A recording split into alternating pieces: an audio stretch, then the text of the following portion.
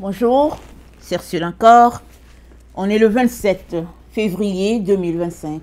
Alors, je viens sonner la trompette aujourd'hui encore et je viens proclamer le retour de notre Seigneur Jésus-Christ.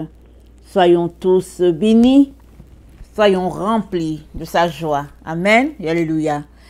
Alors, aujourd'hui, je viens parler encore de l'église de Philadelphie.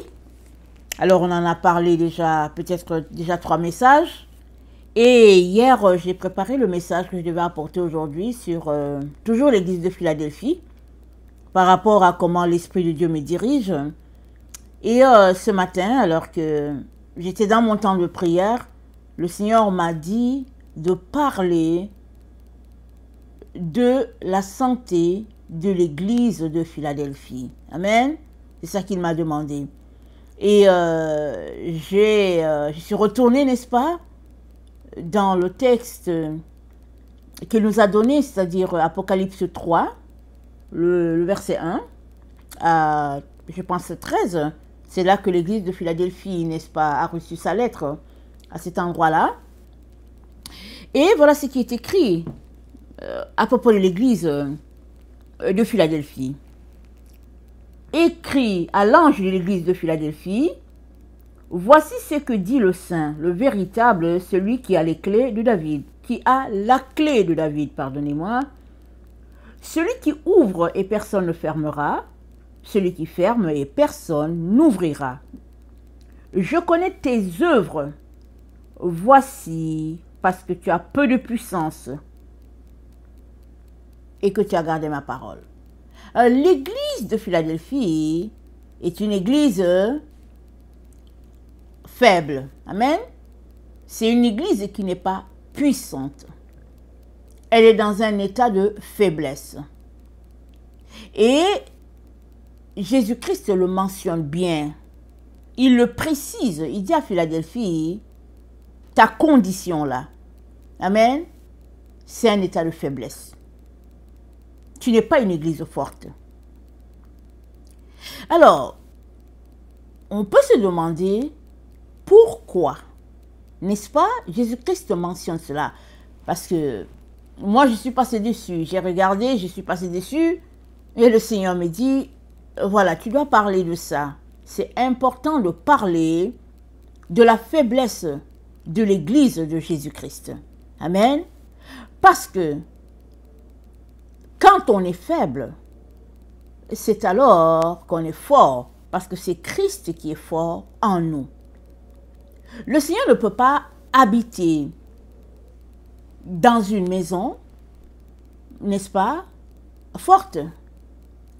Et il ne peut pas habiter et là où on n'a pas besoin de lui. Il ne peut pas agir dans une église qui a tout ce qu'elle a besoin pour répondre à ses problèmes. Or, si nous regardons, n'est-ce pas, un peu la vie de Jésus-Christ quand il était sur la terre, avant qu'il ne soit glorifié, on sait qu'il y a une scène qui s'est passée. C'est dans l'évangile de Marc. Je pense dans Marc 5, vous pouvez aller lire cela. Jésus-Christ avait prêché toute la journée et il a décidé d'aller de l'autre bord avec les disciples. Et il se reposait, tout simplement, et il dormait, et puis un vent s'est levé. Jésus, certainement, savait pourquoi il allait de l'autre bord, parce que c'est là qu'il a délivré l'homme de Gadara, dans les cimetières.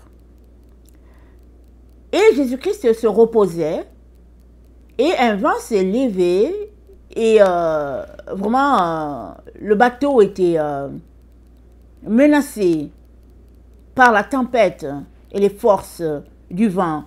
Et les disciples le réveillent et lui disent, Maître, Maître, ne vois-tu pas que nous périssons? Amen. Ne vois-tu pas que nous périssons? Jésus-Christ se lève, il menace le vent, et puis il dit aux disciples, vous avez peu de foi. Amen. C'est dans leur état de faiblesse qu'ils ont réalisé qu'ils n'avaient pas de foi. Parce que s'il n'y avait pas cet état de faiblesse, ben, pour eux, il n'y a pas de problème, ils sont avec le maître, et puis tout est bien. Mais si le maître n'est pas là, comment se comporterait-il? Amen. Si, alors qu'il est là avec eux, ils ne sont même pas capables de se reposer en disant, il est là, on ne s'inquiète pas, ils sont allés le réveiller pour le secouer, pour dire, écoute, on est en train de périr, on est en train de périr. Leur état de faiblesse, n'est-ce pas, les a amenés à courir en direction du maître et surtout à réaliser que il y avait un manque dans leur vie. On a une autre scène. Jésus-Christ se présente à eux sur l'eau et ils sont apeurés et je pense que c'est Jean qui dit c'est le Seigneur.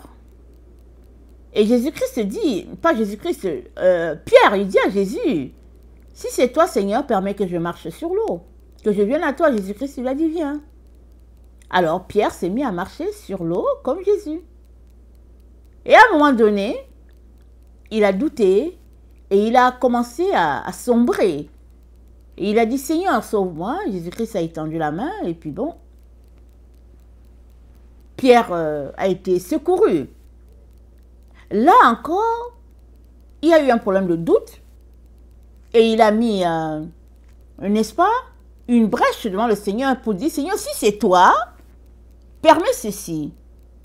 Et maintenant, il s'est mis à sombrer quand même, malgré le fait qu'il a réalisé que c'était le Seigneur, parce que le doute s'est mis en lui. Et le doute, c'est une faiblesse. Dans cet état de faiblesse, Pierre a dit, sauve-moi Seigneur. Et le Seigneur a étendu la main pour sauver Pierre. Tout cela pour dire que une église faible, n'est-ce pas, c'est une église qui dépend du Seigneur, qui repose sur le Seigneur. Et l'église du Seigneur, n'est-ce pas, le corps de Christ est faible. Et ce n'est pas parce que Dieu n'est pas capable de la garder forte,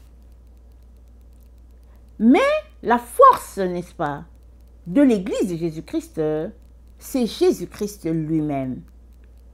C'est Jésus-Christ qui est la force de son église. Voilà pourquoi elle est dans un état de faiblesse. Elle n'a pas de puissance, comme dit Jésus-Christ. Parce que la puissance de l'église de Jésus-Christ, c'est Jésus-Christ.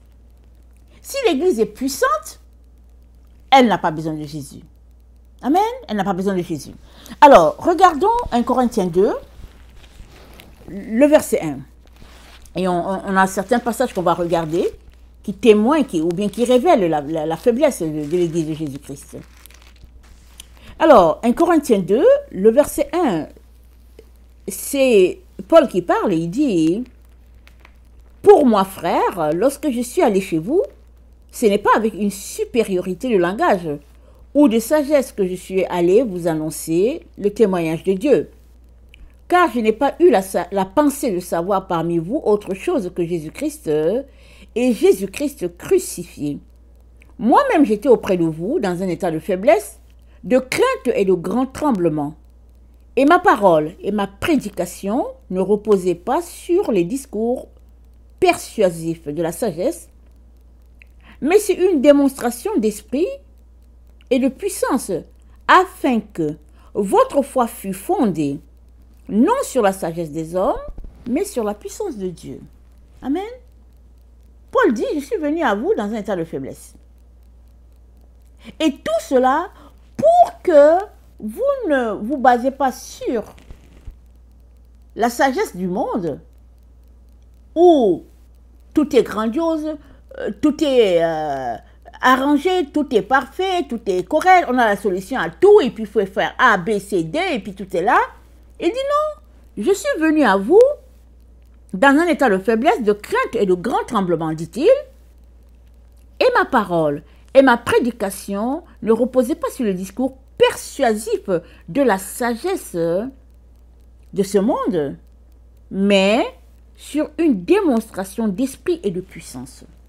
Amen. Parce que Paul était faible, mais l'Esprit de Dieu en lui était puissant. Et l'Esprit de Dieu en lui faisait ce qu'il avait à faire pour, n'est-ce pas, révéler Dieu à ceux-là qui écoutaient Paul. Donc Paul est venu vraiment faible, dans un état de faiblesse. Nous pouvons encore regarder, 2 Corinthiens 1, le verset 3. 2 Corinthiens 1, le verset 3, notre frère dit, « Béni soit Dieu, le Père de notre Seigneur Jésus-Christ, le Père des miséricordes et le Dieu de toute consolation, qui nous console dans toutes nos afflictions, afin que, par la consolation dont nous sommes l'objet de la part de Dieu, nous puissions consoler ceux qui se trouvent dans quelque affliction. Car, de même que les souffrances de Christ abondent en nous, de même notre consolation abonde par Christ. Si nous sommes affligés, c'est pour votre consolation et pour votre salut. Si nous sommes consolés, c'est pour votre consolation qui se réalise par la patience à supporter les mêmes souffrances que nous endurons. Donc, tout ce qui se passe, n'est-ce pas, dans la vie de l'Église de Jésus-Christ, c'est l'état de faiblesse. Mais Dieu démontre son pouvoir, sa puissance, en venant au secours de son Église. Et là, les gens vont voir que, tiens, ce n'est pas une affaire d'homme, c'est une affaire de Dieu. Et c'est beaucoup plus grand que ce qu'on peut imaginer. L'Esprit de Dieu est à l'œuvre. Amen. L'Esprit de Dieu est à l'œuvre. Et c'est comme ça que les gens vont dire, ah, il y a quelque chose de plus grand sur cette terre et on veut cette chose-là et cette chose-là, c'est Dieu et puis c'est Jésus-Christ. Amen.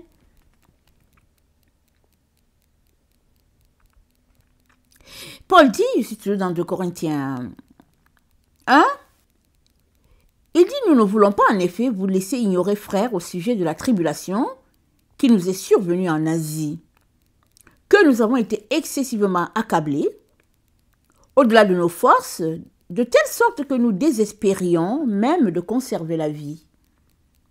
Et nous regardions, comme certains, notre arrêt de mort, afin de ne pas placer notre confiance en nous-mêmes, mais de la placer en Dieu qui ressuscite des morts. C'est lui qui nous a délivrés et qui nous délivrera d'une telle mort, lui de qui nous espérons qu'il nous délivrera encore. Amen.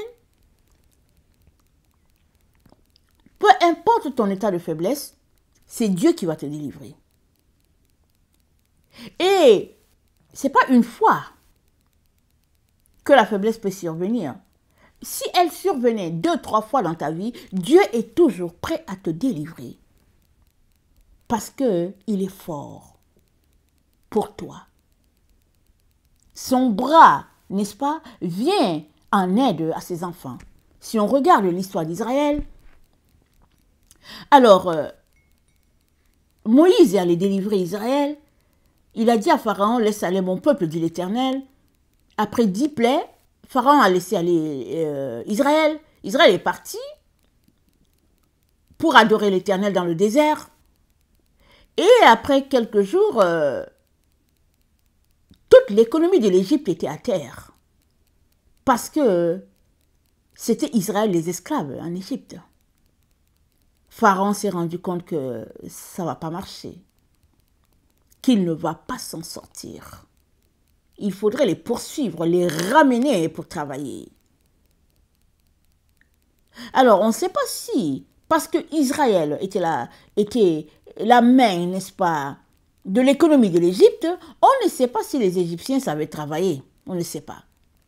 Est-ce qu'ils travaillaient ou bien ils étaient juste des pachas qui avaient des esclaves à leur service. Rien ne nous dit tout ça. On n'a pas tous les détails.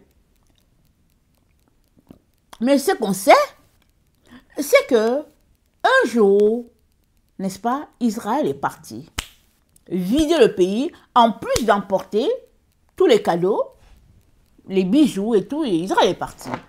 Parce que Dieu avait décidé que c'était assez la souffrance d'Israël. Alors Pharaon a décidé de poursuivre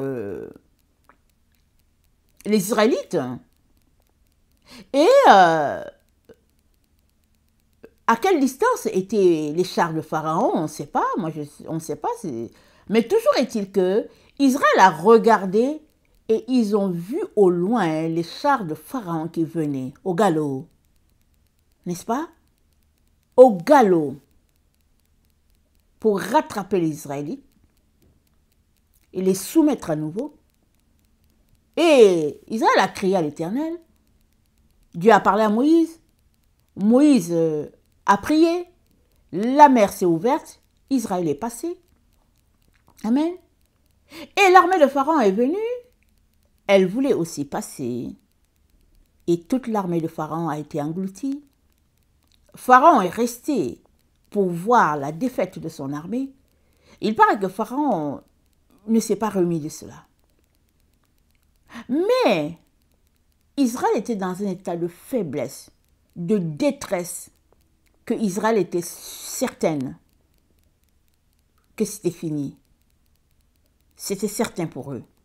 Si Dieu n'intervenait pas, c'était fini. Pharaon allait les ramener encore en Égypte. Et Dieu a été fort, n'est-ce pas, pour délivrer Israël, pour montrer à Israël qu'ils peuvent compter sur lui dans leur état de faiblesse. On a encore un autre exemple. Quand Dieu a parlé à Gédéon, il a dit de lui rassembler une armée. Et puis Gédéon a rassemblé les vaillants là. Il a rassemblé les vaillants et puis ils sont allés pour pouvoir se battre contre, je pense, les Madianites, si j'ai bonne mémoire. Et Dieu a parlé à Gédéon. Il a dit, ok, ils sont trop. Ton armée, elle est trop grande. On va régler ce problème-là. Il dit, tous ceux-là qui vont boire l'eau en se comportant comme des chiens, en buvant comme les chiens boivent, il dit, c'est eux là qu'on va prendre. Les autres là qui vont se comporter en position, en tout cas de prière, ceux-là qui seront un peu, vous voyez, des gens qui sont un peu forts là, assis là.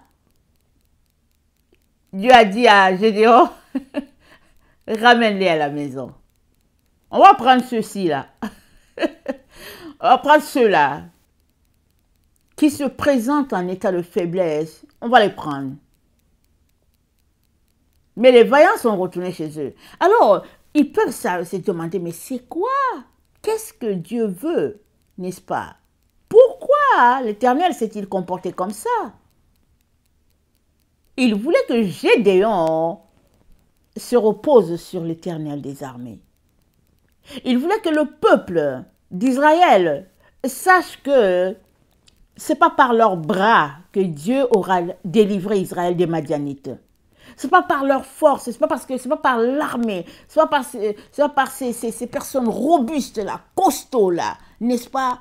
Les bras d'Israël qui sont là, qui font partie de l'armée, n'est-ce pas? Non.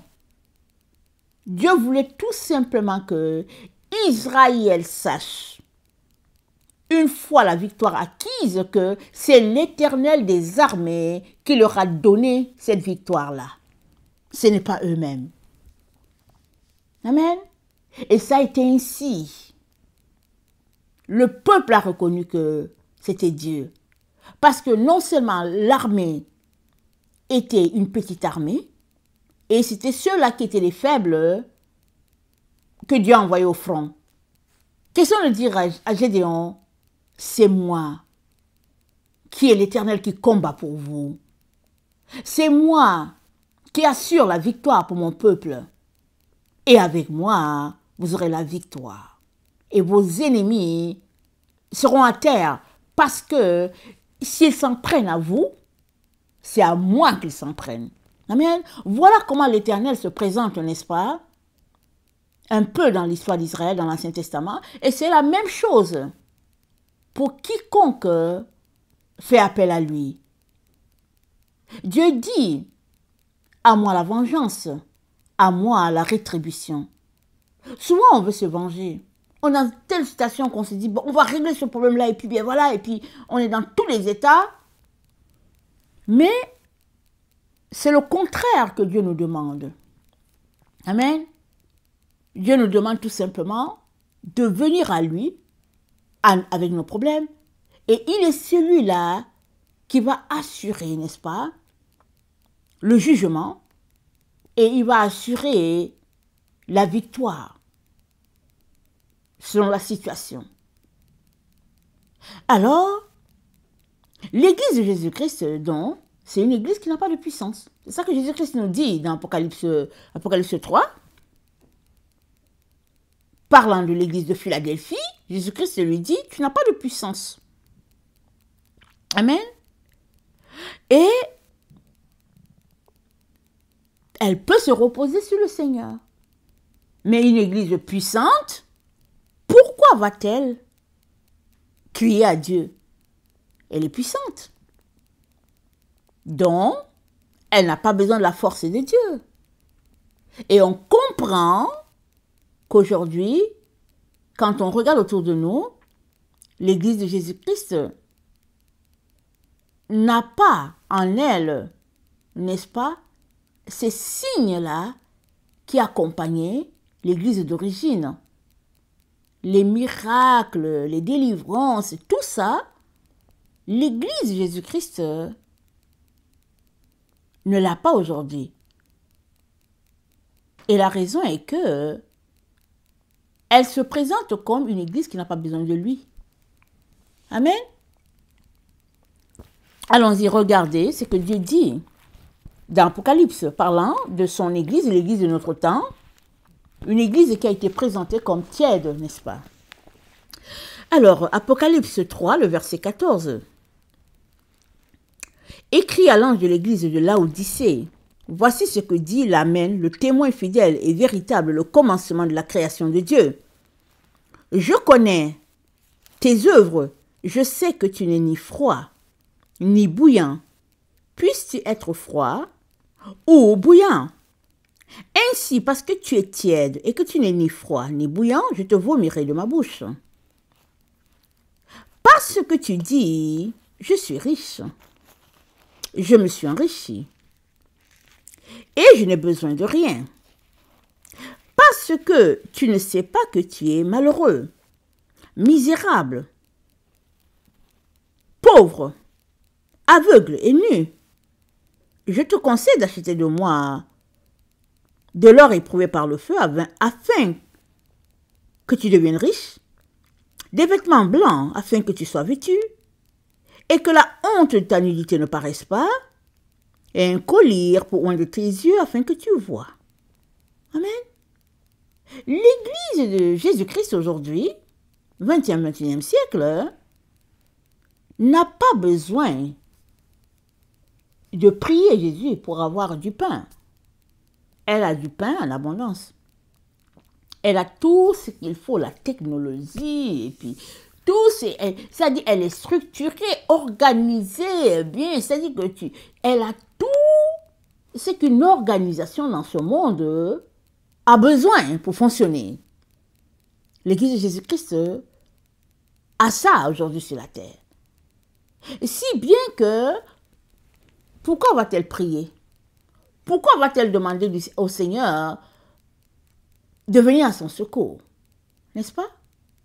Et Jésus-Christ dit à cette église-là, qui est présentée comme l'église de Laodicée, c'est-à-dire l'église de notre temps, Jésus-Christ dit à cette église-là, il lui dit, voilà pourquoi tu es tiède. Il dit la raison qui fait que tu es tiède, c'est parce que tu n'as pas besoin de Dieu. Et parce que c'est dit, je suis riche, je me suis enrichi, Je n'ai besoin de rien. Voilà. Nos églises aujourd'hui n'ont besoin de rien. Et même, elles retiennent beaucoup, n'est-ce pas, de l'aide, du soutien à ceux qui sont dans le besoin. Il y a des églises où des gens dans le besoin vont aller frapper pour dire j'ai besoin de manger, et non seulement ils vont renvoyer la personne, mais ils ne font pas grand-chose pour s'occuper des pauvres, des personnes qui ont besoin de soutien. Non. L'organisation de l'Église aujourd'hui a changé, elle est typique, n'est-ce pas,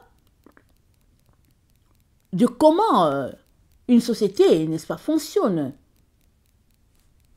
dans la société. Elle est typique de ça. Et Jésus-Christ dit que cette église-là a besoin, n'est-ce pas, d'acheter de l'or éprouvé par lui, Jésus. C'est-à-dire que cette église-là a besoin de retourner à son stade d'origine, c'est-à-dire accepter de passer par les souffrances. Parce que la souffrance que Dieu envoie, c'est pour t'épurer, et puis cette souffrance-là est comparée à l'épuration de l'or. N'est-ce pas? Parce que ta foi qui sort de là, la foi qui sortira de là, de toi, sera une foi purifiée à la gloire de Dieu. Alors Dieu dit, n'est-ce pas, cette église-là a besoin de l'or éprouvé par le feu, elle a besoin de collyre pour voir, elle a besoin de vêtements blancs afin de ne pas être nue. Parce que l'Église a toutes sortes de vêtements, n'est-ce pas? Elle a les vêtements, en tout cas toute possibilité de vêtements sur la terre. L'Église de Jésus-Christ aujourd'hui là. Et Dieu dit à son Église, il dit, mais tu es nu. Tu penses que, parce que tu peux t'acheter des vêtements somptueux, tu penses que tu es riche. Quand tu comptes ton argent, tu te dis, j'ai de l'argent, tu penses que tu as, n'est-ce pas, un certain réservoir d'argent. Et tu te classes parmi les gens riches. Mais Jésus-Christ dit à son Église, il dit, je te donne un conseil. Retourne à la base. Viens chez moi. Viens acheter chez moi. L'or, ce que moi Jésus j'appelle de l'or, éprouvé par le feu, viens chez moi. Retourne à ton origine, Église. Et je vais te montrer comment être riche. Et être riche selon Dieu, n'est-ce pas? C'est se dépouiller de toutes les richesses de ce monde. Mais on pourrait s'arrêter pour dire, mais pourquoi est-ce que Dieu ne veut pas qu'on ait toutes ces richesses? Et puis, voilà, on pourrait aider l'Église, et puis, etc. Mais au fait, Dieu n'a rien contre le fait que ses enfants aient des biens. Job était très riche. Abraham était bougrement riche. Amen. Ce que Dieu a, c'est que ces choses-là vont garder ton cœur loin de lui. Si tu es juste pris à courir après l'or et l'argent, mais tu n'as pas le temps de Dieu. Parce que Dieu a fait que l'être humain ne fonctionne pas sur deux pôles. L'être humain fonctionne sur un seul pôle. Alors, soit ton focus est sur Jésus-Christ, soit ton focus est sur les biens de ce monde. Et tu ne peux pas te retrouver avec les deux à la fois. Ce n'est pas possible. C'est comme ça que Dieu a fait l'être humain. Voilà pourquoi il dit à son Église de retourner à l'origine, de se retrouver à nouveau dans un état de faiblesse, de dépendance vis-à-vis de Dieu.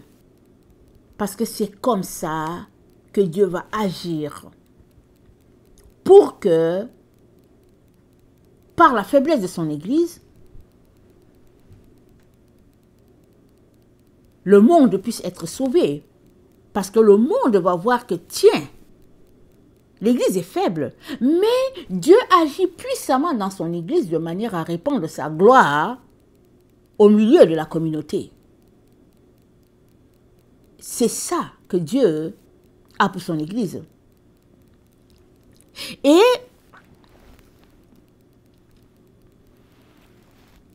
dans 2 Corinthiens 4, dans 2 Corinthiens 4, au verset 5, c'est dit, nous ne prêchons pas nous-mêmes, nous ne nous prêchons pas nous-mêmes. C'est Jésus-Christ le Seigneur que nous prêchons. Et nous disons vos serviteurs, à cause de Jésus. Car Dieu qui a dit, la lumière brillera au sein des ténèbres, a fait briller la lumière dans nos cœurs pour faire resplendir la connaissance de la gloire de Dieu sur la face de Christ. Nous portons ce trésor dans des vases de terre, afin que cette grande puissance soit attribuée à Dieu et non pas à nous. Nous sommes précieux de toutes parts, maltraités et non réduits à l'extrémité. Excusez-moi, j'ai perdu une page, des feuilles, des bouts. Et dans la détresse, mais non dans le... attendez. Nous ne sommes pas abandonnés, abattus, mais non perdus. Portant toujours avec nous, dans notre corps, la mort de Jésus, afin que la vie de Jésus soit aussi manifestée dans notre corps. Amen. Nous portons toujours avec nous dans notre corps la mort de Jésus, afin que la vie de Jésus-Christ soit manifestée dans notre corps. Donc la vie de Jésus-Christ est manifestée dans notre corps, dans notre état de faiblesse. Pourquoi? Parce que nous portons la mort de Jésus avec nous. Comment? Parce que tu es de Christ, alors tendance persécution, tendance maltraitance, tendance épreuve. Et Dieu dit, tout cela Dieu le permet, gardant son enfant dans un état de faiblesse, parce que lui seul peut intervenir pour changer les choses. Alors que tu es dans cet état de faiblesse, tu appelles à Dieu, tu cries à Dieu, tu dis, Seigneur, au secours, j'ai besoin de toi, viens m'aider, je ne sais plus quoi faire, Seigneur, au secours, au secours. Et pendant que tu cries au secours, tu dépends de Dieu, la chair, n'est-ce pas, perd sa force en toi, et Dieu prend toute la force, Dieu prend toute la place, Dieu peut intervenir, faire des miracles. Alors que l'autre église qui dit « je n'ai besoin de rien », voilà, Dieu ne peut pas intervenir. Elle ne crie pas à Dieu, elle n'a pas besoin de Dieu. Voilà pourquoi Dieu encourage donc son église du XXIe siècle à sortir du confort, à sortir de la pensée selon laquelle elle n'a besoin de rien. Si tu n'as besoin de rien, tu ne peux pas prier. Pourquoi vas-tu prier Dieu? Tu n'as besoin de rien. Tu as tout. Tout est là. Qu'est-ce que Dieu peut faire pour toi? Rien. Amen. Rien. Mais si tu avais un besoin et que tu n'es pas capable de le rencontrer, alors là tu iras à Dieu. Voilà pourquoi Dieu laisse son église dans un état de faiblesse. Il dit à Laodicée, je sais que tu n'as pas de puissance. Je sais. Ça dit, Philadelphie s'est maintenue dans un état de faiblesse, dépendant totalement de Dieu. Et Dieu dit à Philadelphie, c'est moi qui ai la clé. J'ai la clé. Mais parce que tu t'es maintenu dans cet état de faiblesse-là, Alors j'ai ouvert. Il y a une porte que j'ai laissée ouverte pour toi. Dans cet état de faiblesse, Philadelphie, tu peux faire appel à Dieu. Tu peux crier à Dieu. Dieu va te venir au secours pour, n'est-ce pas, répondre à tes besoins et puis aider à remplir la maison de tous ceux-là qui voudront de ce Dieu-là, qui les a adoptés. Amen. Et dans 2 Corinthiens 5, au verset 9, c'est dit, c'est pour cela aussi que nous nous efforçons de lui être agréable, soit que nous demeurions dans ce corps, soit que nous le quittions. Nous nous efforçons de lui être agréable. Dans un état de faiblesse, n'est-ce pas?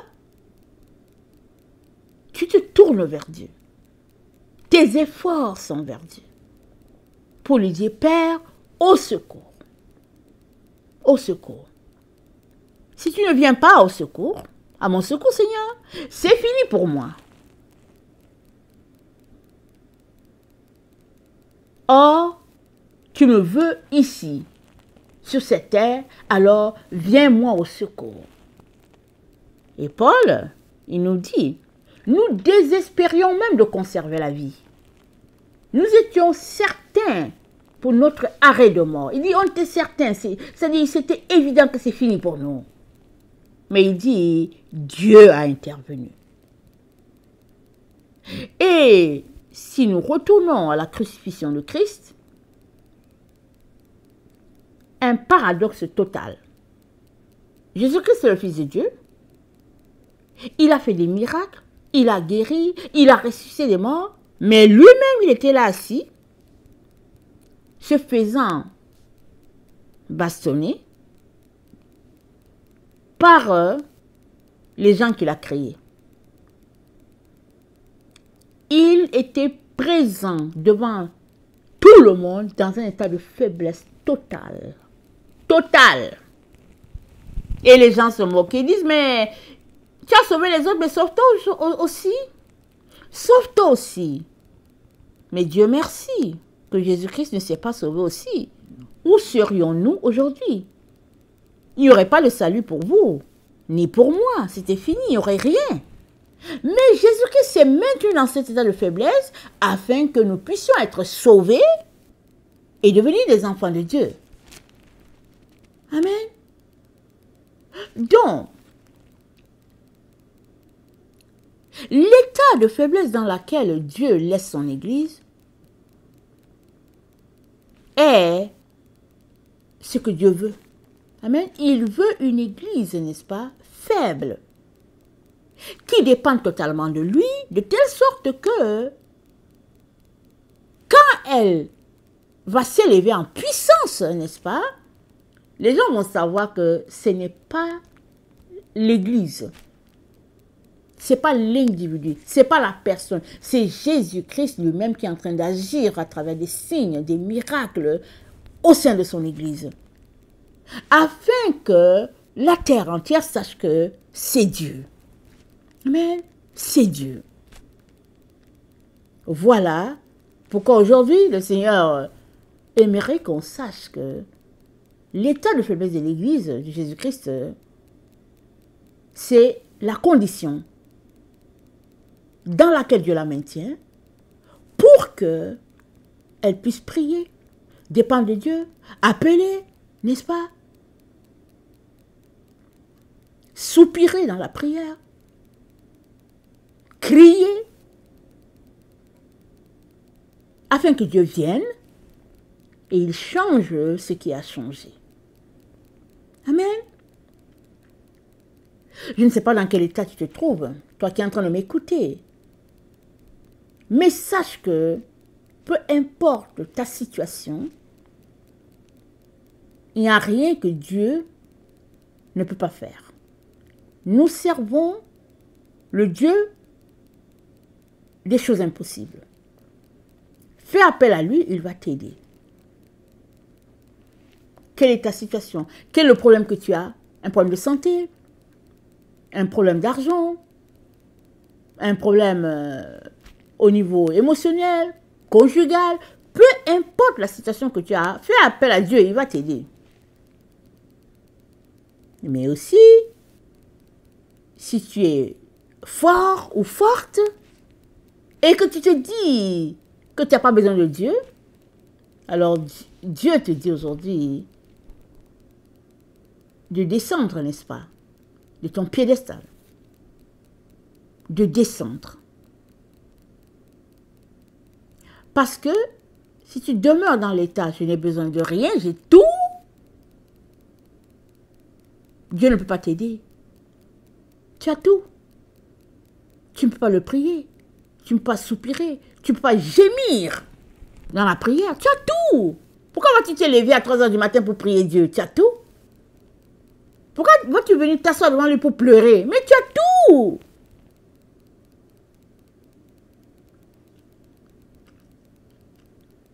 Alors, laisse Dieu, n'est-ce pas, intervenir dans ta vie en te ôtant toutes ces choses-là sur lesquelles tu reposes. Parce que ces choses-là sont en fait de l'idolâtrie. N'est-ce pas? À la fin, quand on fait le résumé, c'est de l'idolâtrie. Ce sont tes idoles. Si c'est ton argent, ton compte bancaire, ta voiture, ton commerce, tes vêtements, peu importe tout ce que cela peut être, si c'est là que tu te reposes, si c'est là ta satisfaction, c'est de l'idole. Et Dieu dit, je suis l'Éternel ton Dieu, il n'y aura point d'autre Dieu devant ma face. Je suis le seul Dieu, il n'y a pas d'autre Dieu. Et c'est comme ça que tu devras marcher avec un Dieu, le seul Dieu, le vrai Dieu, le Dieu unique. Amen. Que le Seigneur bénisse sa parole et qu'il nous donne, n'est-ce pas, de nous examiner. De nous examiner et de voir dans quel état on est.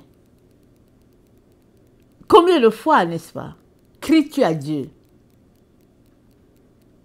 Combien de fois?